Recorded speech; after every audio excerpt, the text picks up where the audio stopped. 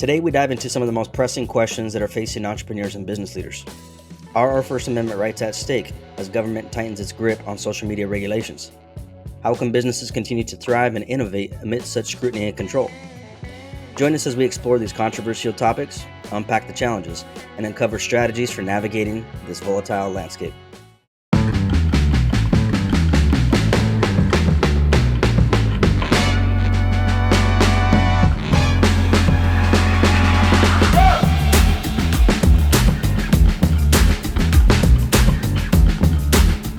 Del King, how you doing, Del? Hey, I'm doing great. I'm looking forward. Awesome. Yeah, cool. Hey, we're gonna chop shop today about I almost want to do kind of a speed round, if you would. I got some articles that I've been digging into over the last couple days, Cool. along with some things that happened last week and the week before, I believe it was, in the world of media, in the world of the legal system, and kind of implications behind that towards business owners, towards people in the space of media, et cetera, because I find it very interesting. And obviously, I think it impacts, people like ourselves who are in the space of media and utilize social media, Right. or in the social space, or just small businesses in general that leverage technology. Because there's a lot that's happening right now in the technology sector that basically spills over into these other areas. But first of all, I want to talk about what was it, a week ago, week and a half ago? We had one of Last the week. was it last week with the first debate that took place? Was it last week Yeah. or the week before? First, last. I don't know. Yeah, whatever it It was. was about a week Um, ago. yeah, I found that super interesting when I was watching. I think a lot of people um, were kind of saddened, if not entertained, by the debate that was taking place, and it was pretty interesting. What happened after that, because the internet always seems to win afterwards. And I don't know if you've checked out some of the memes that have been dropping around the world, but pretty good. I find people are hilarious, even in times like this where it's like, man, Right. this is kind of sad, but we also need a little laugh in there, I think, sometimes as well. Right. But one of the things that got me thinking in this space, because it's like, okay, whoever's in this position and ends up becoming commander in chief next, what kind of laws are they going to be passing? What kind of things are going to be taking shape that impact business owners and impact the way Right. that we just operate on the planet? And then it reminded me of a recent court case that was taking place with some people that were basically filing suit against the Biden administration for their intervention in social media companies and how they regulate the content that's out there on the web and whatnot. And so I wanted to start off with talking about this and just kind of seeing where this would lead us in conversation, because I think this is super important. And this was the case of Murphy versus Missouri. And this is the case where State Attorney General for Louisiana and Missouri, as well as a group of social media users, argued that the Biden administration had put so much pressure on social media platforms to remove objectionable posts that had turned those platforms into state actors capable of violating their users' First Amendment rights. Right. The majority sided with the Biden administration, finding that the plaintiffs didn't have standing to sue. But in the dissent in the case, Justice Samuel Alito wrote that government officials may not coerce private entities to suppress speech, which court watchers in Net Choice's camp read a promising sign. If the Biden administration can't pressure platforms to censor certain posts, can Florida and Texas really force platforms to publish them? Which is alluding to a more recent case that was just announced as well. So this is via Fast Company, by the way, to give shout out to them on this piece here. Right. But what that's talking about is this initial case where people were going against or filing suit against the Biden administration for their involvement in social media companies and how they regulate their content right online, which they, again, summarizing that, they're saying, hey, they don't have enough of a case to do that, to file suit against the government. And then you got this other case that just dropped recently, um, about the Supreme Court, just kind of avoiding, if you would, their censorship or their ability to influence censorship and then pushing it down to the lower courts. Right. I'm not a legal expert in any way, shape, or form per se, but when I'm looking at stuff like this, I'm saying, wow, there's a lot of volatility in First Amendment rights and the potential impact of what could happen if something's signed into effect and people are influenced even further and impacted even further about what they can share online. Right. And I mean, what do you think? Are we in a dangerous position here where we got too much government reach into these companies that manage and run these large social media Right. empires? I as you're bringing this up, I was thinking about. Well, I pulled up the Bill of Rights amendments, to read, but even before that, in the Declaration of Independence, which today's July 3rd, tomorrow we're celebrating the signing of that document. Um, Hmm. in 1776, our country's built on the right to assemble, the right to have freedom of speech, the right to, um, well, it says the right to pursue happiness. Hmm. And it's just like, and it's not with the assumption that you can run people over and hurt people. It's with Hmm. the assumption that you're a moral people and you're not going to, use people and, and other people will, be harmed as you're pursuing happiness. That's foolishness. It's ridiculous. Of course, they don't mean that. But in looking at the First Amendment, Congress shall make no law respecting an establishment of religion or prohibiting the free exercise thereof, or abridging the freedom of speech, or of the press, or of the right of the people to peaceably to assemble and to petition the government for a redress of grievances. Mm. And so the First Amendment to the Constitution that they wrote was to protect our right to speak, gather, even practice religion, etc. Now, what's interesting, and that was a context of 13 colonies. Each colony Hmm. had its own religion, Hmm. and so they were actually saying you're not going to keep people from speaking in the individual states about Hmm. other religions because they were pretty rough about it back then. Hmm. People think things are Yeah. rough now. It's like, come on, man, they were rugged back then Hmm. about their beliefs. But but anything that suppresses our right to speak. This doesn't say unless it's political, unless it's religious, unless it's, in fact, it actually has religious in here and it says it guarantees the free practice of that religion, which means that you can go to a different colony in that case back then and actually talk about your beliefs that were contrary to the state church. Yes, people had Hmm. state churches back then, and each of those colonies were a different denomination or belief system, and they're all Christian. And so what's interesting there, though, is, this idea when you look at the First Amendment, you got a freedom of speech. Second Amendment, freedom to protect yourself, right? In Hmm. that case, it's talking about guns. The Third Amendment is the one that people don't talk about. And I think it's the result when you give up one and two, you lose the third. Hmm. And the third is no soldier shall in time of peace be quartered in any house without the consent of the owner, nor in time of war, but in a manner to be prescribed by law. And so, in other words, it's like I have actually a right to privacy there and keep the military out of my house, even though they may want to come in and stay in my house because. And when you watch the old shows, from the Revolutionary War era and such, you see people being forced, Hmm. for the Brits in that case, to take up residence in people's homes. Right. And it's like talk about losing privacy, Fourth Amendment secure, the right of the people to be secure in their persons' houses, basically personal property rights.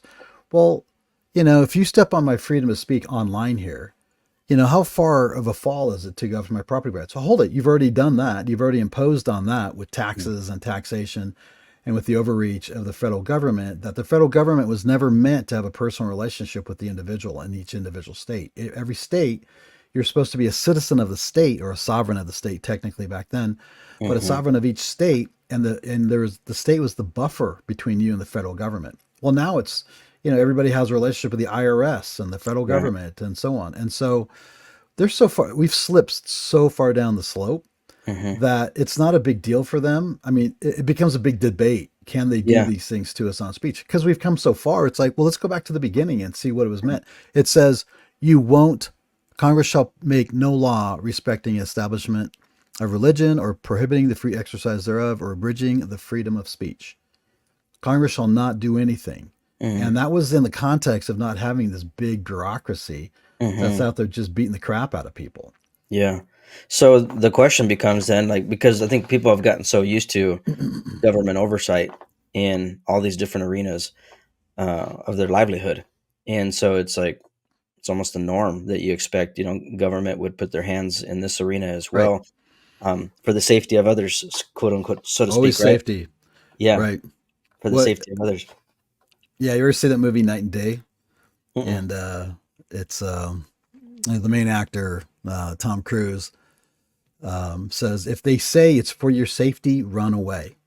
Don't get in the car. If they say it's for your safety, and so they get the gal to get in the car, and they say it's for your safety, it's for your safety, it's for your safety, like over and over, Yeah, and they're totally there to control her and possibly harm her. So yeah, it's always for the safety. It's like, give me a break. I don't need your safety.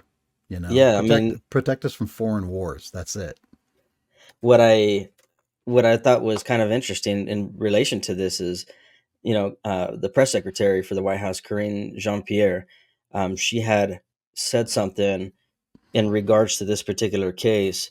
And I'm trying to look for it real quick and trying to find it so I can quote it exactly. See if I can find it, but I'll kind of summarize it, and it's something to the effect of that the reason why they're even in the conversation with these companies is because it's for the safety of the mental health of children. And I thought that was so ironic because It's I'm ridiculous. thinking, man, how much porn exists on the web today? Right. How much Right. violence? How many? I mean, you can go online right now on X, and you can find somebody getting shot. You can find somebody getting Right. dragged through the street, like all kinds of craziness, right? And there doesn't seem to be an effort into censoring that kind of stuff. But No, look all at of a sudden, video games. I mean, exactly. There's another piece. So I just found that the hypocrisy was interesting to hear that, and I was like, man, I don't know if I could believe any of this, because of that. But it did make me think of like, okay, well, is there on the other side of the coin? Is there what's the word I'm looking for?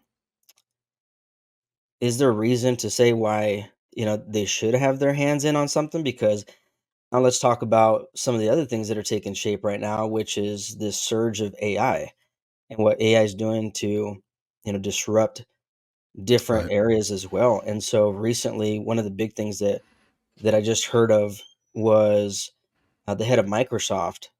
He made a statement that was related to saying that everything online is considered fair use because of how they're using their technology to train, their systems, etc. Right. Um, I'll put it right here. He said, "With this is what I got in the quote here from what he said."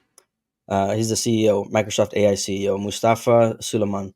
I think with respect to content that's already on the open web, the social contract of that content since the 90s has been that it is fair use. Anyone can copy it, recreate with it, reproduce it with it. That has been freeware. If you like, that's been the understanding, Suleiman says. And so, which I think that kind of contradicted, fair use and copyright, as copyright protection as well for content, right? Because you got creators that create stuff. A photographer can snapshot something, right? And that doesn't mean that because Right. they shot it, it's open for anybody to reuse and repurpose it. And so you got a lot of this debate taking shape in that arena. And it's interesting because you see stuff like that. And then you see stuff like Suno, which I don't know if you heard of Suno, but Suno recently, they're an AI related technology that makes music. And they're getting sued as well because major labels are saying that they're training their AI based on the libraries from these major music corporations, and they're coming back debating, fighting against it, saying that that's not the case, that this stuff they're creating it from scratch or whatever.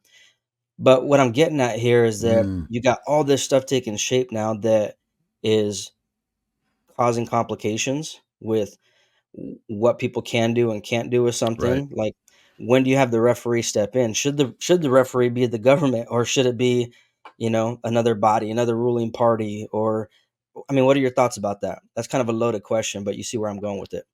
Right. Well, I think one of the, I was kind of looking back here at the Bill of Rights.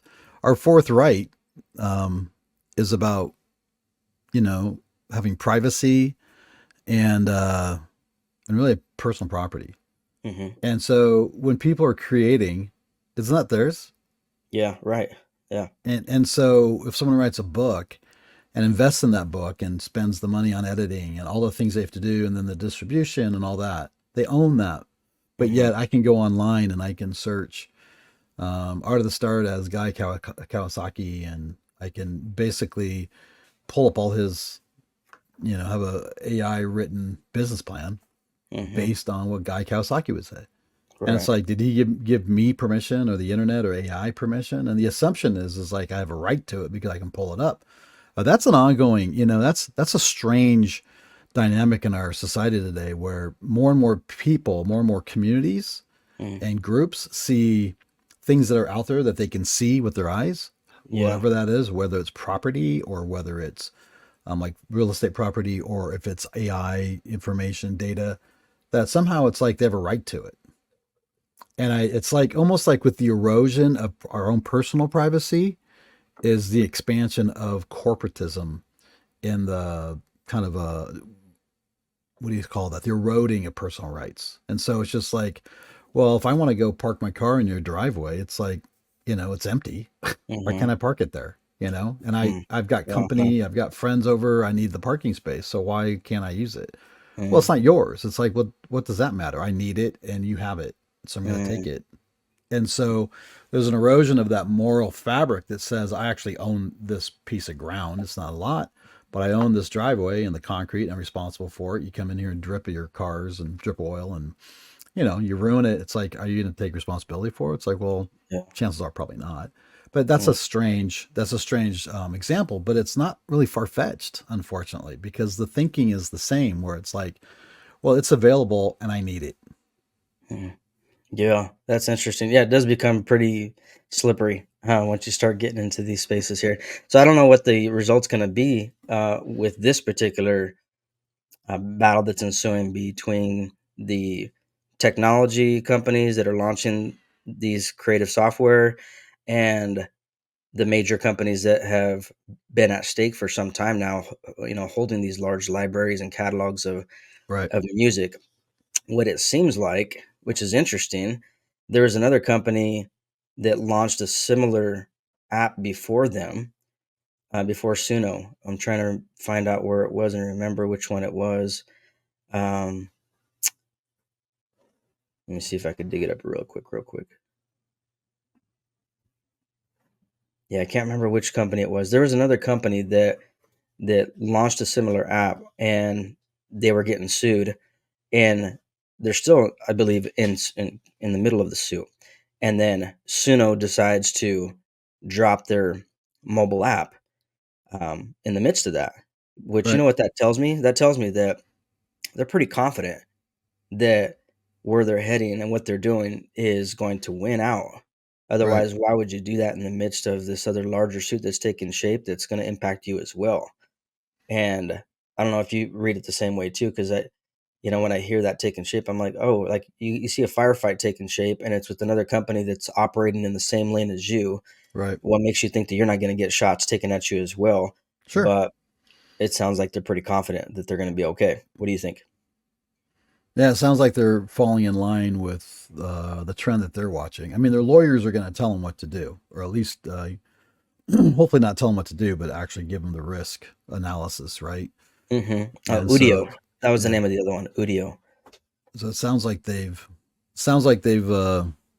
made those decisions, and it's all about market share, right? It's about Yeah. market dominance. It's positioning. So I think it's interesting to see, when you watch a company or a presidential debate strategies, you have a lot of fairly intelligent, forward-thinking people that are making Hmm. these moves. It's like not to totally go on a rabbit trail, but when you look at the presidential debate a week ago, and it's like so much of this is staged. I mean, I have Hmm. my own theories about politics, and I've been looking through a certain grid for about 40 years, and but so much of it is staged, and it's not authentic, and it's not like honest mistakes.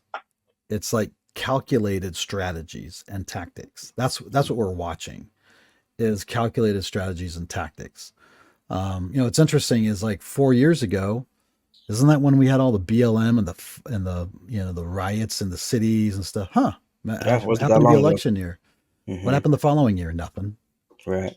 And it's like, it's just like, well, something's going to happen. What's going to happen next? And so this year is probably the most when it comes to public arena visibility, etc. When it comes to the politics, I know you're talking about business, but there's strategies.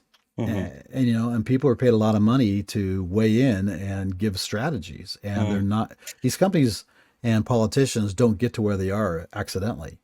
Hmm. Yeah. Speaking of strategy, I'd like to drop this one. This is kind of a curveball, but it ties right into that. I don't know if you've seen this recently, but Conor McGregor, you know who Conor McGregor is, right? The Yeah. Oh yeah. MMA superstar.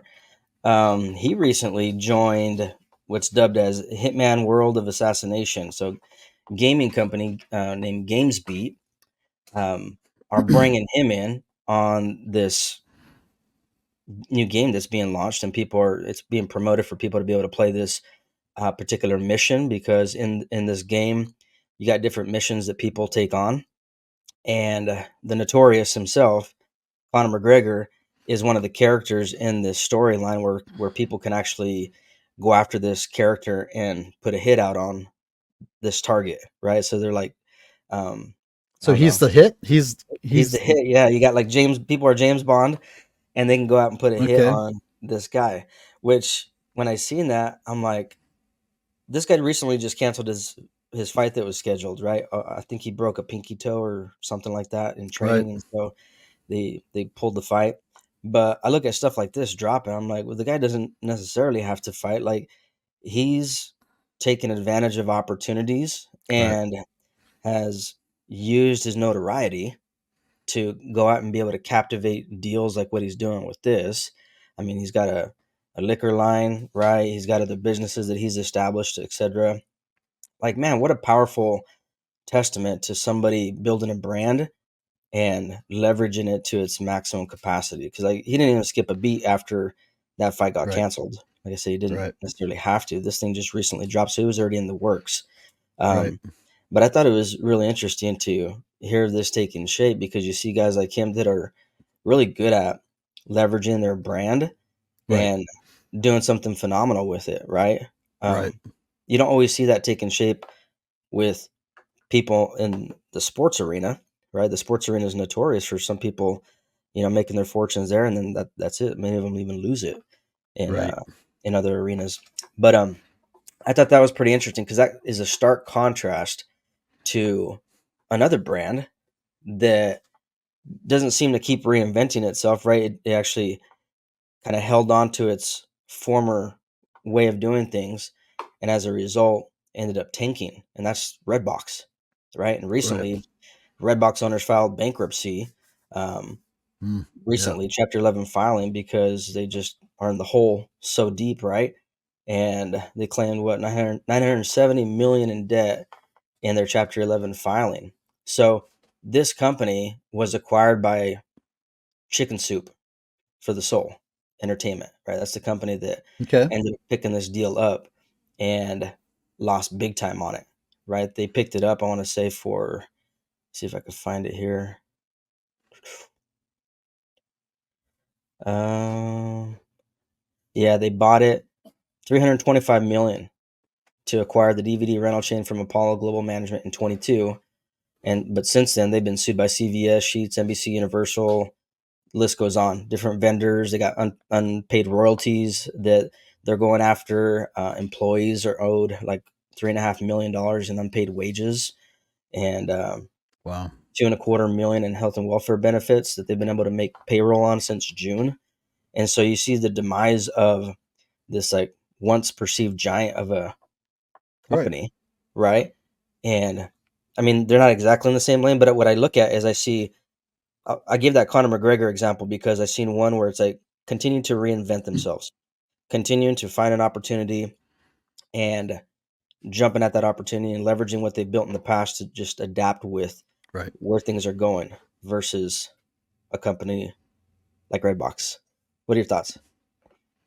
Well, Conor McGregor, my understanding is like he had some dental work done years ago, Hmm. and there's a continual decline in the strength of his jaw. Obviously, if you're in the ring, you want to have Hmm. a strong jaw, Hmm. and so my guess with him is um, he was given an expiration date, Hmm. and he knew. I mean, I think the advantage that he actually had Hmm. was that he had a date. He Wow. knew that he was I in didn't know that. decline, and he could only survive for so long. I mean, I wouldn't want to walk in that ring with, oh my God, with a fragile jaw Right. and stuff that would mess him up the rest of his life. Mhm. And so he's already strong in promotion and brand building. And so I think he had the advantage of knowing the future and being Mhm. forced. In fact, that's a really interesting thing that came up yesterday in my interview with Aaron about machining and aerospace manufacturing and such, was the idea that, sometimes we're forced into Mhm. change. Yeah. And that force, it's like you end up changing tracks, Mhm. and it could be being fired from a job. It could be, the loss of an investment. It could be, it could be anything. But we Yeah. we set ourselves on a track and we set aside innovation. So McGregor had to innovate because he Mhm. knew he knew he had an expiration date. He knew he was Yeah. going to get set aside. So what's he going to do? He's going to like, well, I got to leverage my brand and move and springboard into other things. And so, like you said, I think these video games and different things that he's gotten himself involved with was, he knew he only had so much longer in the ring. And it Mm. was just like, well, that's leg one. Here's the first book. And, now he's going to start writing chapters for his next book. His entrepreneurship. And so, oh, dude, man, I saw one interview where somebody was saying something about his money.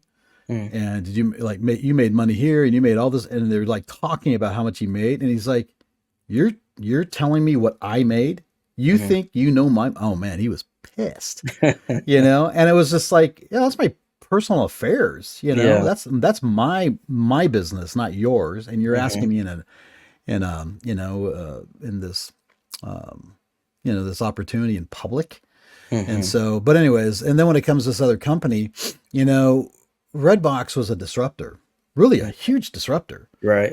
and really a brilliant transition company coming out of non-internet world, pre-internet. Mhm.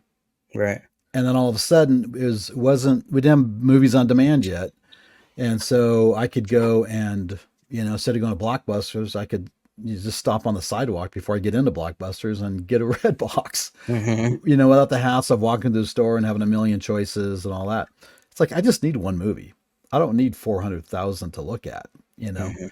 And so, and they usually have the best movies anyways. And so, and but I think they stayed there, and I'm seeing Right. this with other companies too, where you have corporate executives and decision makers that made their success on the trends of the 70s, 80s, and 90s. And I would say Redbox was building on the trends of the 90s. But then 2000s came, Mm. then movies on demand came. Did you pivot? Right. Or were you relying on your brand because you're so smart 5 years ago? Mm. And I think we're going to continue to see kind of a slaughterhouse of companies that are still thinking, the executives that made their living and their success in the 70s, 80s, and 90s. And we are not there anymore. And Yeah. business is different, and the way people communicate is different. And if they're not paying attention, they will be a part of, the loss, and instead of transitioning and leveraging their brands into new things. Look at things like Sears. I mean, it's like, Right. how did Sears go away? I grew up on the Sears wish book, for Mm. Christmas and Craftsman tools and just Sears. I mean, it was just like as solid as they come. It's gone, and so are so many others, and it's not over. That transition is not over, and I think the transition companies like Redbox, we're going to continue to see them go too. Mm. Yeah, that's a good note to leave off on because I think that that kind of ties in everything we've been talking about, from a combination of the legal side of things that are stirring up, the rise in technology and the speed Yeah, at which technology is moving, and the willingness and ability for companies to be able to innovate when they need to, right. or get left in the aftermath of what that looks like when they don't. And so, good note I to would leave like. off on.